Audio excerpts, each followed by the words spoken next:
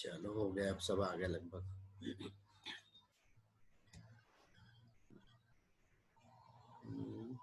चलो आ गया, ठीक है।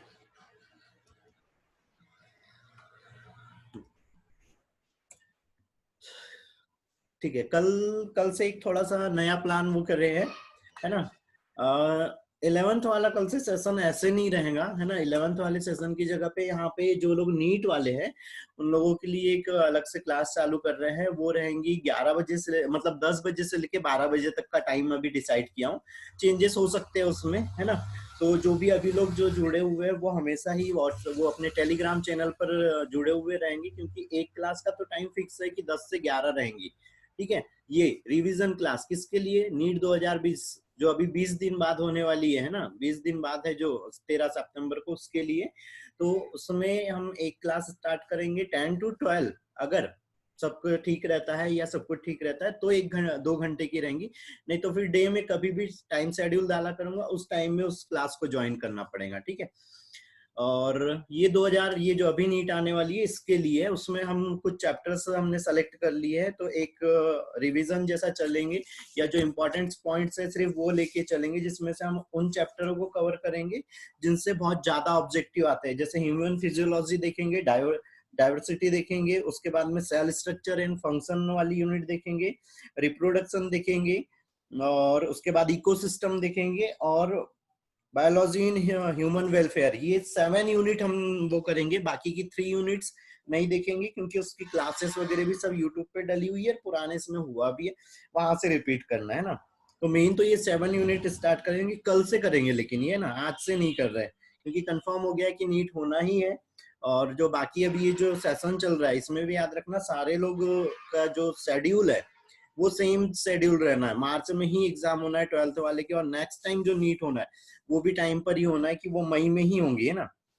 तो ये चीज रहेंगी कल से, है ना। तो कल से वैसे 11th वाला पोर्शन ऐसे नहीं लगेगा, रिवीजन वाला लगेगा। और उसमें पॉइंट्स हम एनसीईआरटी के पॉइंट्स और ऑब्जेक्टिव और पिछले 5 सालों के जो पेपर आए हैं, है ना, उन पेपर में जो क्वेश्चंस आए हैं वो भी हम डिस्कस करेंगे। साथ में हमने एक फिजिक्स केमिस्ट्री के लिए भी अलग से ग्रुप बनाया है, वहां पर भी कुछ क्वेश्चंस उनके भी डलेंगे, वो वाले भी थोड़े से देखना है ना। और जो हमारे ग्रुप में ऑब्जेक्टिव डल रहे हैं वो चीजें सॉल्व करना है। दूसरी चीज, ये कनक एजुकेशन इंस्टीट्यूट है ना। अगर सब कुछ ओपन होता है तो फिर यहाँ पे दूसरे कंपटीशन एग्जामों की भी तैयारियां करवाते हैं। तो ये चीज भी बाकी लोगों को, ये अपनी जानकारी में जो भी लोग रहेंगे उन लोगों को बताना है ना। जैसे एमपी पुलिस हो गई, पटवारी हो गई, शिक्षक पात्रता परीक्षा हो गई, ये वाली भी, बैंक एसएससी, इनकी भी तैयारियां करवाते हैं। तो कोई ऐसे पर्सन हो जो अभी 12th पास आउट हो गए हो, एग्जाम की तैयारी करना चाहते हैं, तो उन लोगों को भी बताना है। ठीक है। फिर एक ये हमारा और एक इंस्टीट्यूट है, कनक कंप्यूटर एजुकेशन इंस्टीट्यूट। यहाँ पर मेन कोर्सेज है डीसीए, पीजीडीसीए, है ना। तो इनमें अभी एडमिशन स्टार्ट है। जो भी 12th पास आउट हो गए हो उन लोगों के लिए है ये डीसीए पीजीडीसीए। बेसिक वाला कोर्स भी चलता है जो कोई भी कर सकता है, 8th क्लास से बड़ा बच्चा या छोटा भी कर सकता है, जिसको थोड़ा कंप्यूटर समझता हो वो। तो ये चीज भी थोड़ी सी सब लोगों को बताना है ना। अगली चीज, ये बायो का तो पता ही है सारे लोगों को, है ना। लेकिन यहाँ पे एक एक्स्ट्रा चीज ये थी कि हिंदी और इंग्लिश मीडियम दोनों की क्लासेस स्टार्ट कर दी है इस बार से। तो ये भी। और दूसरी चीज हमने एक बताया था कि जो हमारा इंस्टीट्यूट है उस पे अगर कोई साल भर का भी, अगर जैसे इधर अगर 11th 12th के साथ साथ में नीट की भी तैयारी करना चाहता है तो वो बच्चा भी ज्वाइन कर सकता है। जैसे कोई हो सकता है 10th के बाद ही 11th जैसी वो सब्जेक्ट ले रहा है तब से तैयारी करना चाहता है, तो 2 साल के लिए भी उसको इधर 11th 12th के साथ साथ में वो चीजें भी पढ़ाई जाएंगी, है ना। ठीक है। ये वाला सेशन तो बताइए, है ना। इस वाले सेशन को हम स्टार्ट करेंगे, स्टार्ट अभी है ही, ये चल ही रहा है ना। लेकिन जब ओपन होगा तो थोड़ी सी चीजें सब चेंज होंगी। 12th वाली तुम लोगों की सारी क्लासेस ऑफलाइन हो जाएंगी, है ना। बाकी चीजें, बाकी एक बेच हमारा ऑनलाइन हमेशा चलते रहेगा। उसमें हम मेन हम उसमें फोकस करा करेंगे एनसीईआरटी के। आज जैसे हम पॉइंट्स कवर कर रहे हैं ऐसे पॉइंट्स के ऊपर में, है ना। ठीक है। फिर आज हम यहाँ पे कुछ पॉइंट्स देखते हुए चलेंगे। जैसे हमने लास्ट टाइम अभी 11th के कुछ चैप्टर्स के देखे थे, आज हम यहाँ पे 12th वाले 5 चैप्टर्स कवर करेंगे। और और कौन है यहाँ पे, एक बच्चे को देखना था। है बेटा, अगर यहाँ पे, हाँ ठीक है हमने, अगर बाकी लोगों ने ध्यान दिया तो हम सिर्फ 12th का लेवल लेके नहीं चल रहे हैं ना, और 11th और 12th नीट का सिलेबस पहले एक बार अच्छे से देखो कि क्या चीजें है ना, यही चीजें है वहां पे। लेकिन ये है कि यहाँ पे हम कम चीजें पढ़ रहे हैं, उसमें हमको उसका पूरा डिस्क्रिप्शन पढ़ना पड़ता है ना। तो यहाँ पे हम, और देखा होगा मैं सारे पॉइंट्स कवर करवाता हूँ, है ना, ऐसा नहीं है कि इधर सिर्फ हम 12th वाली ही चीजें लेके चल रहे हैं, उधर जो क्वेश्चन आ रहा है वो भी बता रहा हूँ। तो यहाँ पे ही ज्वाइन करना है, जब तक ये नहीं चल रहा है तब तक। हाँ, जिस दिन ऑफलाइन चालू होगी आप ऑफलाइन वाली क्लासेस ज्वाइन करो, वहाँ पे 12th के बारे में कोई बात नहीं होगी, वहाँ पे 11th के बारे में कोई बात नहीं होगी, वहां सिर्फ नीट के बारे में बात होगी, वहाँ पे जो क्वेश्चन आ रहा है उसी थ्योरी की बात होगी, क्योंकि मेरे को यहाँ दोनों ही लेवल के बच्चों को लेके चलना है, इसलिए हमको दोनों के बारे में बात करना पड़ता है ना। हाँ, लेकिन वहां जब ऑफलाइन स्टार्ट होंगी तो फिर पर्टिकुलर वाली चीजें रहेंगी। 12th वाले बच्चे के साथ में भी खैर नीट की बात होंगी, लेकिन नीट वाले के साथ में 12th के क्वेश्चनों की बात नहीं होगी कि क्या क्वेश्चन आया था, क्या क्वेश्चन आने वाला है ना, वहां पे सिर्फ नीट की बात करेंगे, है ना। तो ये जो अभी बाकी इंस्टीट्यूटों के बारे में बताया, ये भी थोड़ा सा ध्यान रखना है। दूसरी चीज, एक और चीज थी जो छूट गई, फिजिक्स और केमिस्ट्री। अगर कोई बच्चा वो क्लासेस ज्वाइन करना चाहता है तो इस बार फिजिक्स और केमिस्ट्री के भी टीचर्स अवेलेबल रहेंगे, लेकिन वो ऑफलाइन में, ठीक है। ऑनलाइन में बनखेड़े सर है अभी फिजिक्स के लिए, लेकिन केमिस्ट्री के लिए पंकज सर रहेंगे एक, जो ऑफलाइन पे ही अवेलेबल रहेंगे, ठीक है। चलो स्टार्ट करते हैं फर्स्ट चैप्टर से। फर्स्ट चैप्टर हमारा क्या था, यहाँ पे रिप्रोडक्शन था, है ना। तो रिप्रोडक्शन में कुछ यहाँ पे एज हमको याद रखनी है। जैसे पैरोट हो गया, तो पैरोट की क्या है 140 ईयर्स से क्या हो रही है 150 ईयर्स हो रही है, ठीक है। बैनियन ट्री की याद रखना है, बैनियन ट्री और टोर्टोइस, है ना, कछुए, इनकी क्या हो रही है 200 ईयर्स हो रही है। इसमें सबसे ज्यादा याद रखना है सिकोइया की होती है 3000 to 4000, ठीक है। तो ये याद रखना है। दूसरी चीज, एलिफेंट के लिए नॉर्मल उसकी कितनी हो रही है 60 to 70 ईयर्स हो रही है। लेकिन जो साउथ अफ्रीकन एलिफेंट, ये किसकी है, इंडियन एलिफेंट की है। साउथ अफ्रीकन एलिफेंट्स की यहाँ पे 70 to 80 ईयर्स है, 10 ईयर्स उसकी ज्यादा है, क्योंकि वहां का थोड़ा सा इन्वायरमेंट अलग है, ज्यादा वो अडॉप्टेड है ना। अगली चीज यहाँ पर हमने काफी बार बता चुके हैं कि जब भी एसेक्सुअल रिप्रोडक्शन हो रहा है, अलैंगिक जनन हो रहा है, तो उसमें जो संतानें बन रही है वो क्या कहला रही थी, क्लोन या रैमिट। अब ये क्यों ऐसी हो रही थी कि वो जेनेटिकली सेम थी, वो स्ट्रक्चरली सेम थी, मॉर्फोलॉजी सेम है उनकी, फिजियोलॉजी सेम है उनकी, इसीलिए वो जो भी न्यू सेल्स आ रही है या न्यू ऑर्गेनिज्म जो आ रहा है या जीव आ रहा है वो क्या कहला रहा था, क्लोन आ रहा था।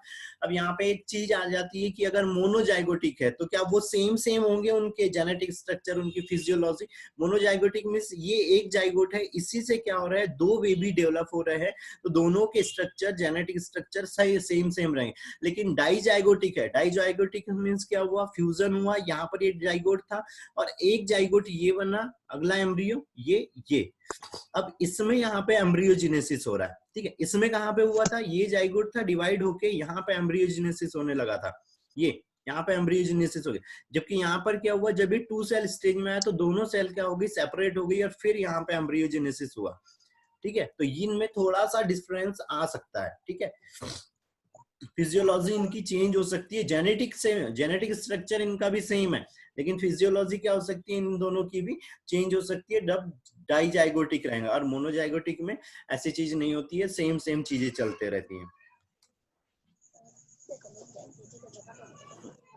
माइक म्यूट रखना है ना बेटा,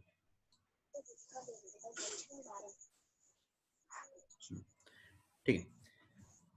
अगली चीज बर्डिंग में याद रख लेना, यहाँ पे जैसे हाइड्रा हो गया, तो हाइड्रा में क्या चीज हो रही थी, ये उसकी बॉडी थी, बॉडी पे क्या हो रही थी, आउटर साइड में हो रही थी, एक्सटर्नल बर्डिंग हो रही थी। जबकि स्पंज और जो पोरीफेरा है उसके अंदर में क्या होती है, इंटरनल बर्डिंग होती है। यहाँ पे एक बर्ड फॉर्म होती है, वो ऑस्मोकुलम से आउटसाइड आती है और फिर न्यू ऑर्गेनिज्म को डेवलप करती है ना।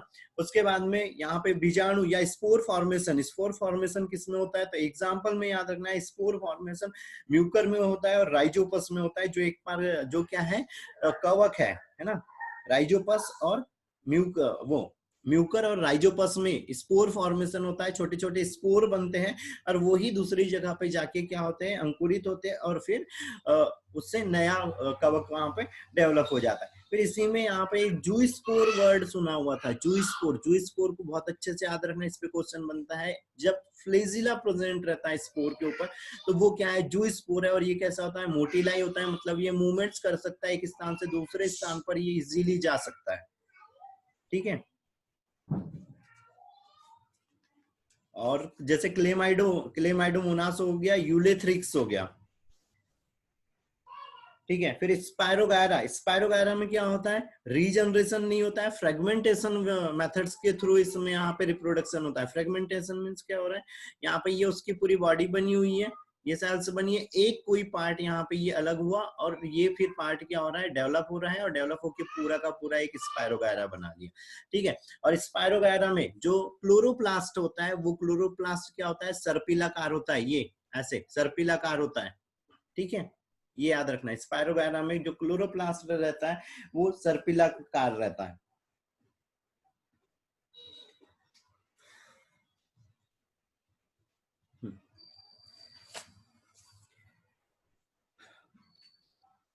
ठीक है। अगली चीज यहाँ पे क्रॉस क्वेश्चन पूछता है कि लैंगिक जनन मतलब एक सेक्सुअल रिप्रोडक्शन और एसेक्सुअल सेक्सुअल रिप्रोडक्शन में, अब इसमें जो ऑफ स्प्रिंग बन रही है वो ज्यादा कैपेबल रहती है इन्वायरमेंट में सरवाइव करने के लिए, जबकि ये वाली कैपेबल नहीं होती। तो ऐसा क्यों हो रहा है, वहां पे वो 4-5 सेंटेंस दे देगा और बता देगा कि किस कारण से ऐसा हो रहा है और किस कारण से नहीं हो रहा है। वो एक सेंटेंस यहाँ पे सेलेक्ट करना पड़ेगा। तो क्या चीज हो रही थी इसमें, सेक्सुअल रिप्रोडक्शन में यहाँ पे 2 पेरेंट्स थे, है ना, 2 पेरेंट्स थे, इनके गैमेट्स यहाँ पे फ्यूज हुए, फिर यहाँ पर ये एक न्यू बॉडी या न्यू ऑफ स्प्रिंग यहाँ पर डेवलप हुआ है। ठीक है, ये ऑफ स्प्रिंग यहाँ पे डेवलप हुआ है। जबकि यहाँ पर क्या चीज हो रही थी, एक ही यहाँ पे पेरेंट्स था, सिंगल मोनोपेरेंटल थे। इसी में क्या हुआ, फ्रेगमेंटेशन, रीजनरेशन, डिवाइडेशन, बाइनरी फ्यूजन, इन कोई भी मेथड से क्या हुआ, यहाँ पे न्यू डॉटर्स बनी है और ये न्यू डॉटर्स सेम बन गई है, कैसे, अपने पेरेंट्स से। इसमें यहाँ पे कोई एडॉप्टेशन नहीं हुआ है, कोई अनुकूलन नहीं हुआ है, कोई इसमें यहाँ पे चेंजेस नहीं आया। जबकि यहाँ पर क्या हो गया था, 2 पेरेंट्स के कैरेक्टर्स यहाँ पे आए थे इसके अंदर में, और एक न्यू कैरेक्टर वाला ऑफ स्प्रिंग बना था। जबकि यहाँ पर क्या बना था, क्लोन बने थे ये जो सेम हो रहे थे। तो ये ज्यादा कैपेबल नहीं रहेंगे क्योंकि इसका पेरेंट्स ही कैपेबल नहीं था या एक्सटर्नल इन्वायरमेंट में रहने के लिए, इसीलिए ये संतान भी यहाँ पे कैपेबल नहीं रहेंगी। ठीक है।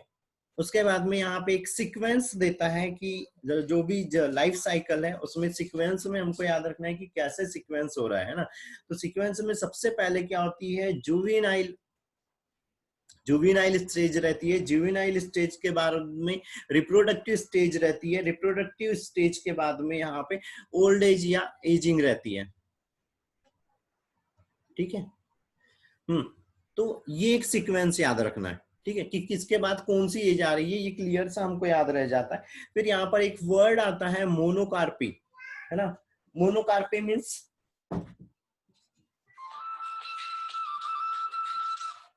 मोनोकार्पी मीन्स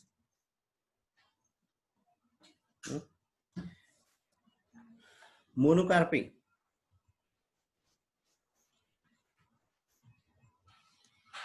मोनोकार्पी क्या होता है बेटा, इसका मतलब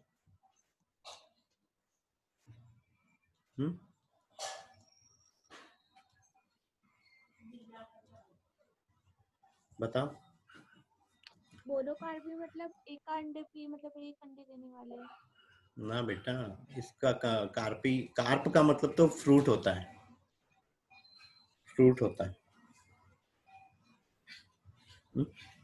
मोनो मीन्स एक हो रहा है, कार्प मीन्स फ्रूट हो रहा है। तो मोनोकार्पिक मीन्स, मोनोकार्पिक मीन्स क्या हो रहा है कि एक बार इस प्लांट में, ये जो भी प्लांट रहेगा जिस भी स्पीसीज का, मतलब इस तरह की स्पीसीज वाले प्लांट में सिर्फ एक बार फ्लावर आएंगे, एक बार उनमें फ्रूट का डेवलपमेंट होगा। पॉलीकार्पिक मीन्स क्या हो रहा है, बार बार उसमें फ्लावर डेवलप हो रहा है, बार बार उसमें फ्रूट्स बन रहे हैं। ठीक है, ये वर्ड्स बहुत अच्छे से याद रखना बेटा, बहुत बार आए हैं ये। ठीक है, बहुत बार आए हैं। पॉलीकार्पिक, उसके बाद में इसमें याद रखना नीलकुरेंजी, है ना, जिसको क्या बोलते हैं, स्ट्रोबेथन्स, है ना, जिसमें क्या हो रहा था, यहाँ पे 12 ईयर में एक बार इसमें फ्लावर्स आ रहे थे। 12 ईयर में एक बार फ्लावर्स आ रहे थे, मतलब उसमें 12 ईयर का क्या डिफरेंस चलता है। ठीक है, लास्ट टाइम ये वाला जो फ्लावर है वो अक्टूबर सितंबर 2006 में देखा गया था। ठीक है, चलो अगली चीज यहाँ पर हम दो साइकिलों की बात करी थी हमने। दो साइकिल में क्या थे, एक ऑस्ट्रिच साइकिल था, ऑस्ट्रिच साइकिल था, और एक क्या था यहाँ पे, मैनसन साइकिल, मैनसन साइकिल। इस वाले में नॉन प्राइमेट्स में होता है। नॉन प्राइमेट्स में कौन आ जाता है, जैसे काऊ हो गया, डियर हो गया, टाइगर हो गया, बफेलो हो गया, लायन हो गया, ये सब क्या आते हैं यहाँ पे, नॉन प्राइमेट्स आते हैं। डॉग हो गया, कैट हो गया। और मैनसन साइकिल्स में किस में आते हैं, जो प्राइमेट्स रहते हैं उसमें। और प्राइमेट्स में कौन कौन आते हैं, मेन, मंकी और एप। ठीक है, मेन, मंकी और एप, ये प्राइमेट्स है जिनके अंदर में मैनसन साइकिल होता है।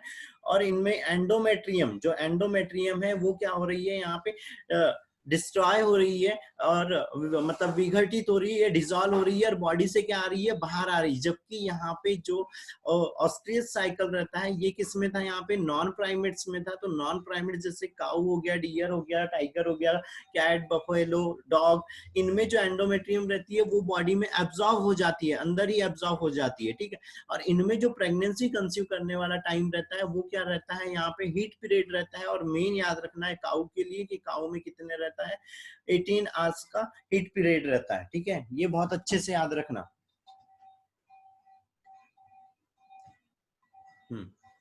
ठीक है, याद रहेगा ये।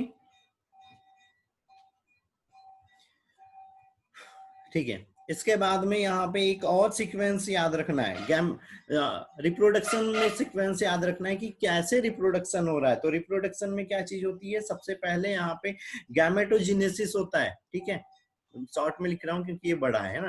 पहले क्या हो रहा है, यहाँ पे गैमेटोजेनेसिस हो रहा है, गैमेटोजेनेसिस के बाद में फर्टिलाइजेशन हो रहा है, फर्टिलाइजेशन के बाद में एम्ब्रियोनिक डेवलपमेंट होता है। एम्ब्रियोनिक डेवलपमेंट के बाद में क्या चीज हो रही है, इसी के साथ साथ में यहीं पर क्या होता है, इम्प्लांटेशन होता है। इम्प्लांटेशन के बाद में फिर फिजिकल डेवलपमेंट होता है, मतलब उसका शारीरिक विकास होता है। और उसके बाद में फिर क्या होता है, यहाँ पे बर्थ होता है। अब ये जो सीक्वेंस वो किया, ये सीक्वेंस नोट करना है, क्योंकि ये सीक्वेंस भी वो पूछेगा कि किस तरह से एक रिप्रोडक्टिव साइकिल होती है या कैसे एक जीव का विकास होता है। ठीक है, तो सबसे पहले गैमेटोजेनेसिस। अब इस गैमेटोजेनेसिस में क्या चीज हो गई, यहाँ पे दो तरह के गैमेटोजेनेसिस हो गए। दो तरह के गैमेटोजेनेसिस हो गए, मतलब क्या चीज हुई, ये एक स्पर्मेटोजेनेसिस हो गया, दूसरा क्या हो गया, यहाँ पे oogenesis हो गया, अंडाणु फॉर्म हो गया। फिर क्या हुआ, फर्टिलाइजेशन हुआ, दोनों गैमेट्स क्या हो गए, यहाँ पे फ्यूज हो गए। उसके बाद में एम्ब्रियोनिक डेवलपमेंट हुआ, तो एम्ब्रियोनिक डेवलपमेंट 2 से 4, 4 से 8, 8 से 16 होगी। ठीक है, फिर यहाँ पे क्या हुआ, बेबी का डेवलपमेंट हुआ, और उसमें क्या बनी थी, एक्टोडर्म, मीजोडर्म बनी थी, है ना, एक्टोडर्म, एंडोडर्म, मीजोडर्म बनी थी। और उससे क्या हुआ था, यहाँ पे पूरी बॉडी डेवलप हुई थी। और लास्ट में क्या हुआ था, ऑक्सीटोसिन की मदद से क्या हो जाता है, उसका बर्थ हो जाता है। और रिलैक्सिन हार्मोन भी क्या करता है, जो पेशियां रहती है वेजाइना सर्विक्स की, उसको डायलेट करने का वर्क करता है। और जो ऑक्सीटोसिन रहता है वो यूट्रस की मसल को कॉन्ट्रैक्ट करता है। ठीक है, इतनी चीजें याद रखनी है यहाँ पे। सर हाँ, आपकी आवाज अटक रही थी, एक बार फिर से बोलना। किसको आवाज अटक रही थी, मानसी को?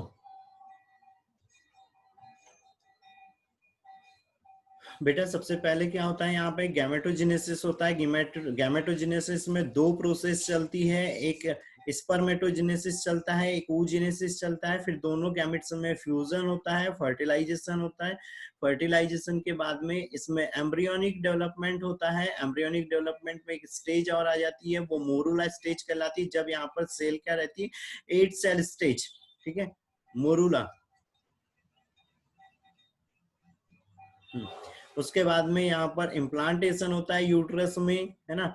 और जब यूट्रस में इम्प्लांटेशन होता है तो यहाँ पे क्या बनता है,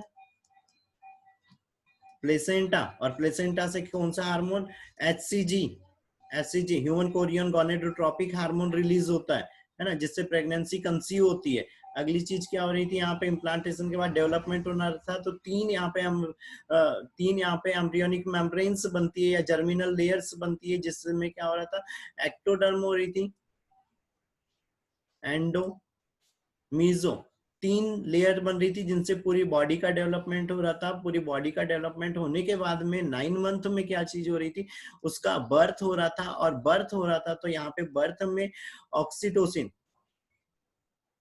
ठीक है, ऑक्सीटोसिन और एक क्या था, रिलैक्सिन हार्मोन। ये दोनों हार्मोन हेल्प करते हैं, यूट्रस में कॉन्ट्रैक्शन करते हैं और बेबी का बर्थ होता है। फिर यहाँ पे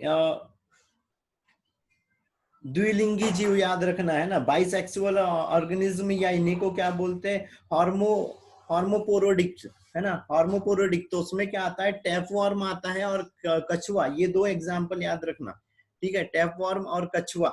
उसके बाद में कारा, कारा करके एक रहता है, ये क्या रहता है, एक लिंगाश्री है, ये एक प्लांट है। कॉकरोच एक लिंगाश्री है, मेल फीमेल दोनों अलग अलग रहते हैं, है ना। उसके बाद मरकोन मर्केरेंसिया, मर्केरेंसिया वो एक ऐसा स्ट्रक्चर देखा हुआ है यहाँ पे, थैलस के जैसे, ऊपर साइड में एक ऐसा लगी और यहाँ पे एक फ्लावर बना हुआ था, ये ऐसे एक फ्लावर बना हुआ था, ये मर्केंसिया। तो उसमें यहाँ पर जो एक फीमेल जो रहती है उसके अंदर में क्या रहता है, यहाँ पे ऑर्किगोनियो स्पोर रहता है,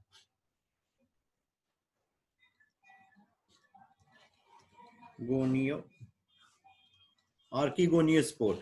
जो मेल रहता है, मेल में भी ये रहता है। यहाँ पे ये कैसा थोड़ा सा सिकुड़ा दिख रहा है, तो मेल में कैसे हो जाना है, थोड़ा सा ऐसे ओपन स्ट्रक्चर यहाँ पे बनता है, और वो क्या कहलाता है यहाँ पे, एंथ्रीडियोस्पोर।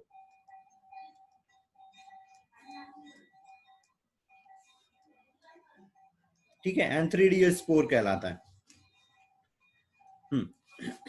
अगली चीज आ रही गैमिट्स में, गैमिट्स में आइसोगैमिट्स। आइसोगैमेट्स मीन्स क्या हो रहा था कि जो दोनों गैमेट्स रहते हैं, मेल और फीमेल, वो कैसे दिखाई देते हैं, सेम दिखाई देते हैं, ये दोनों के दोनों सेम दिखाई दे रहे हैं ना। एन आइसोगैमेट्स में क्या चीज हो रही थी, एक गैमेट्स बड़ा हो रहा था और खासकर ओवा ही बड़ा होता है, और स्पर्म कैसा होता है, डिफरेंट होता है और छोटा होता है। ठीक है, हेटेरोगैमिट, या इसको क्या बोल रहे हैं, हेलो या हेटेरो। तो इसमें क्या चीज हो रही है, दोनों गैमेट्स, जैसे ये मेल गैमेट्स भी कभी डिफरेंट हो रहा है, फीमेल गैमेट भी डिफरेंट हो रहा है, कभी इनके स्ट्रक्चर सेम नहीं होते हैं, हमेशा कैसे होते हैं, अलग अलग स्ट्रक्चर में चलते रहते हैं। मतलब जो नया गैमेट्स बन रहा है वो कह नहीं सकते कि उसका स्ट्रक्चर एकदम कंफर्मली कैसे होता है। तो दोनों गैमेट्स हमेशा बहुरूपता प्रदर्शित करते हैं, मतलब अलग अलग स्ट्रक्चर प्रदर्शित करते हैं। फिर यहीं पे गैमेट्स के लिए बता दिया था, जिसके ऊपर में फ्लेजिला थे, वो क्या थे यहाँ पे, जू स्पोर था, है ना, चल थे, है ना, मोटिलाई थे, और जिसके ऊपर में फ्लेजिला नहीं रहते हैं वो क्या रहते हैं, नॉन मोटिलाई। दूसरी के बाद में यहाँ पे याद रखना है एक्सटर्नल फर्टिलाइजेशन। तो एक्सटर्नल फर्टिलाइजेशन किस में हो रहा है ना, सबसे पहले तो एक्सटर्नल फर्टिलाइजेशन किस में हो रहा है, तो किस में हो रहा है बता दो कोई जल्दी से अगर बता सकता है। मेंढक मछली, ठीक है, मेन याद रख लेना, मेंढक मछली के अंदर में क्या हो रहा है, एक्सटर्नल फर्टिलाइजेशन होता है। बाहर बॉडी, ये बॉडी है, और बाहर के इन्वायरमेंट में यहाँ पे एम्ब्रियो या ऑर्गेनिज्म का डेवलपमेंट होता है, ठीक है, बाहर साइड में डेवलप हो रहा है। फिर यहीं पे आता है पार्थिनोजेनेसिस। तो पार्थिनोजेनेसिस में क्या हो रहा था,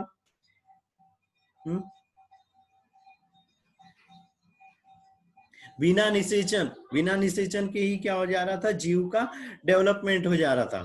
ठीक है, बिना निषेचन के ही जीव का डेवलपमेंट हो जा रहा था। उसके बाद में यहाँ पे दो वर्ड और आ रहे थे, दो वर्ड में क्या था, ओविपेरस, ओविपेरस, और एक क्या हो रहा था, विविपेरस। ओविपेरस में क्या चीज हो रही थी, जो जीव एग से डेवलप हो रहा था, या जो पहले एग दे रहा था फिर उससे बेबी डेवलप हो रहा था। और विविपेरस में क्या हो रहा था, पहले मदर के अंदर में, फीमेल के अंदर में पूरा बेबी डेवलप होता है और फिर उसका बर्थ होता है। फिर यहाँ पे जो एग रहते हैं, वो एग क्या रहते हैं, दो टाइप के रहते हैं, कैल्शियम कार्बोनेट का हार्ड रहता है, और एक रबर मटेरियल का रहता है, जो कैसा रहता है, सॉफ्ट रहता है। और रेप्टाइल्स, है ना, मेन तो रेप्टाइल्स और एम्फीबियंस के जो एग रहते हैं वो रबर मटेरियल्स के बने हुए रहते हैं, जबकि जो एवीज हैं उनके जो एग रहते हैं वो कैल्शियम कार्बोनेट के बने हुए रहते हैं। ठीक है,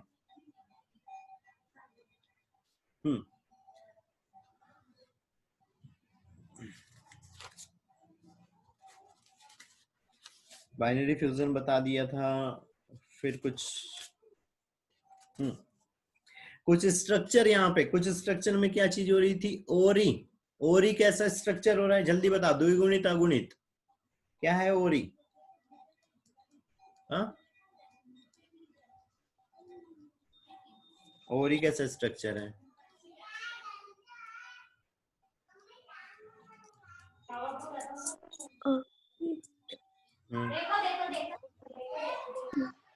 द्विगुणित है 2n। ओवरी द्विगुणित है 2n। ठीक है, अगला पॉलन सेक। पॉलन सेक वो भी द्विगुणित है। ठीक है, पॉलन सेक भी यहाँ पे द्विगुणित है। एग एग अगुणित। पॉलन अगुणित है। पॉलन अगुणित है।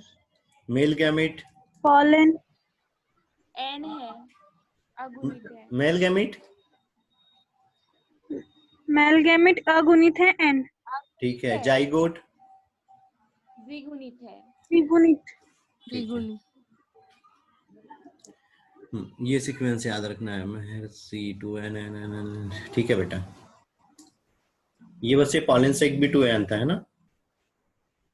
हाँ ये थोड़ा यही सीक्वेंस कुछ याद रखने हुए है ना, बस, बाकी और कुछ नहीं याद रखना। फिर यहाँ पे ओरी, ओरी किस में चेंज होती है? फ्रूट में। और उसके बाद में सीड जो चेंज होता है वो क्या में चेंज होता है? नहीं, ओरी चेंज होती है फ्रूट में, और जो एम्ब्रियो चेंज होता है या ओवुल चेंज होता है सीड में। ठीक है, उसके बाद में यहीं पे याद रखना जाइगोट। जो जाइगोट हम बोल रहे थे, जाइगोट में क्या होता है? विदलन होता है, क्लेवेज होता है, उसमें डिवाइडेशन होता है। और ये यहाँ पे क्या था? ये जाइगोट था, 2 न्यूक्लियस थे। इसमें यहाँ पे जब डिवाइडेशन स्टार्ट हुआ तो क्या बना? यहाँ पे ये एम्ब्रियो बना जिसमें 2 सेल और 2 न्यूक्लियस। ये बहुत अच्छे से याद रखना बेटा, है ना?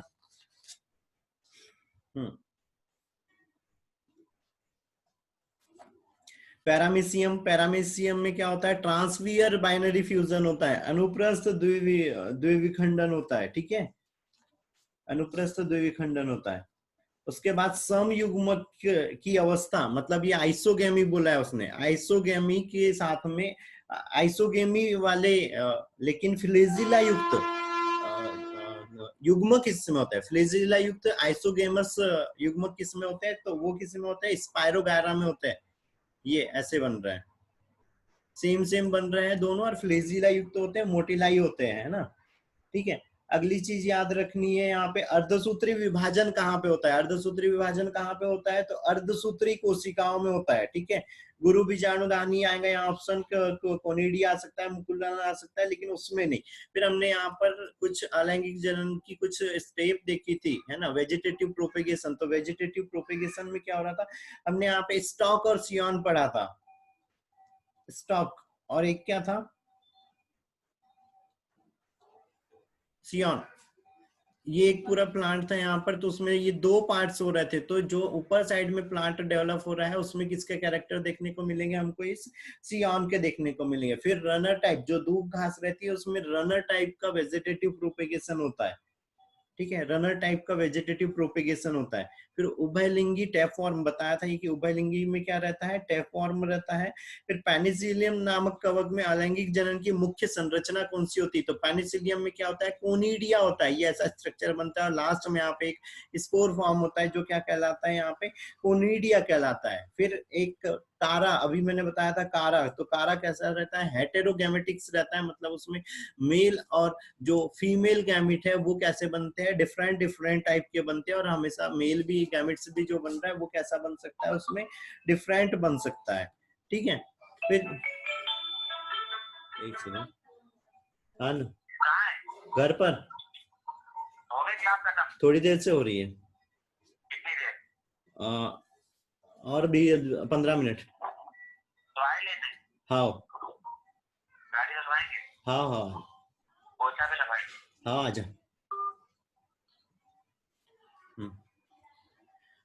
ठीक है, ये फिर यहाँ पर एक क्वेश्चन ये बहुत अच्छे से याद रखना जो आ सकता है। ठीक है, क्या चीज बोल रहा है कि एक कोई प्लांट है जिसके अंदर, ये मैंने इससे पहले भी एक बार सॉल्व कराया था, जरूरी नहीं है कि ऐसी संख्या में आए, और कुछ संख्या में भी आ सकता है ना, कि एक नर युग्मक के केंद्रक में 12 क्या है? यहाँ पे 12 गुणसूत्र है ना? तो ये किसमें है? मेल में। तो फीमेल पौधे में, फीमेल पौधे में कितने होंगे, है ना? उसका जो जाइगोट बन रहा है उसमें क्या होगा, और जो पूरा प्लांट बना है इस पूरे प्लांट में कितने होंगे, है ना? मेल के गैमिट्स में है। ठीक है, मेल गैमीट के अंदर में 12 है, तो इस पूरे प्लांट में कितने होंगे, फीमेल में कितने होंगे और जाइगोट में कितने होंगे। तो क्योंकि मेल गैमीट बोला है मतलब क्या चीज हो रही है यहाँ पे, फीमेल गैमीट में भी कितने हो जाएंगे, 12 हो जाएंगे। जाइगोट बोला है तो जाइगोट में एन प्लस क्या हो जाता है, 2n हो जाता है, तो 24 हो जाएंगे। और इसी से ये प्लांट डेवलप हुआ है तो इसके अंदर भी क्या हो जाएंगे, 24। तो ये वाला ऑप्शन यहाँ पे सेलेक्ट करना है, ठीक है।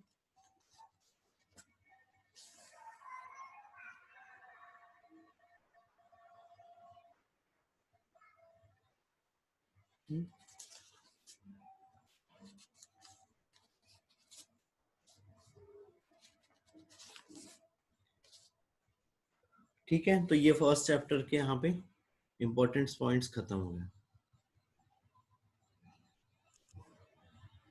किसी को इस वाले इतने में कुछ डाउट है क्या?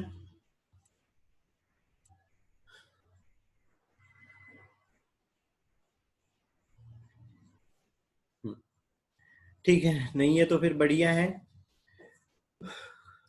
और थोड़ा सा सारे लोग जो लेट आते हैं भाई, थोड़ा सा टाइम का ध्यान रखो यार, टाइम का ध्यान रखो। हम कल से इतना वेट नहीं करेंगे, ठीक है। 9:02 पे पढ़ाना स्टार्ट कर देंगे, ठीक है। वेटिंग बताता है, वेटिंग में रहा करो, ठीक है। जैसे इधर मैं एक्सेप्ट करूंगा वैसे ही सब लोग ज्वाइन हो जाएंगे, ठीक है। तो वेटिंग बताता है तो वेटिंग में रहा करो, बार बार बाहर नहीं निकला करो या कोई ऐसे नहीं। हाँ, वो रॉन्ग पासवर्ड वाली कभी दिक्कत रहती है तो ठीक है, उस चीज के लिए मैसेज वगैरह कर रहा है वो ठीक है ना। ठीक है, और जो अभी मैंने जो कुछ चीजें बताई थी वो थोड़ी सी ध्यान रखना। और 20 दिन हम जो लोग नीट वाले हैं मतलब 10 बजे से कोशिश करना, बाकी लोग भी रहो तो अच्छी बात है, पर ज्यादा से ज्यादा उसमें नीट वाले रहेंगे तो ज्यादा अच्छा रहेगा, क्योंकि वो लोग सारी चीजें पढ़ चुके हैं। तो सिर्फ मैं पॉइंट्स बताऊंगा जो आ सकते हैं, क्वेश्चंस बताऊंगा जो आ सकते हैं, एक्सप्लेनेशन नहीं चलेगा वहां पे, है ना। ठीक है, हाँ, पर बाकी लोग भी सुन सकते हैं। और उसमें मेन बात करेंगे 10 बजे से 11 वाली इसमें नीट की। और जो ये बाकी आज कौन दिख रहा है इसमें, त्रिवेणी है, वैशाली है, नैना है, और शायद अभी महर्षि भी थी। हाँ ठीक है, दिख नहीं रही है अभी। आरती है, हाँ है तो, अच्छा हाँ है, महर्षि भी है। तो सिर्फ पॉइंट्स बताते चलूंगा, नोट करते हुए चलना। हाँ, अगर नोट नहीं कर पाए तो बाद में फिर वो क्लास पे यूट्यूब पे देख लिया करना, ठीक है। ठीक है, दोबारा कनेक्ट नहीं करना है आज के लिए, इतना ही। ठीक है, बाय बेटा, सभी को good night. Okay sir. Bye बेटा।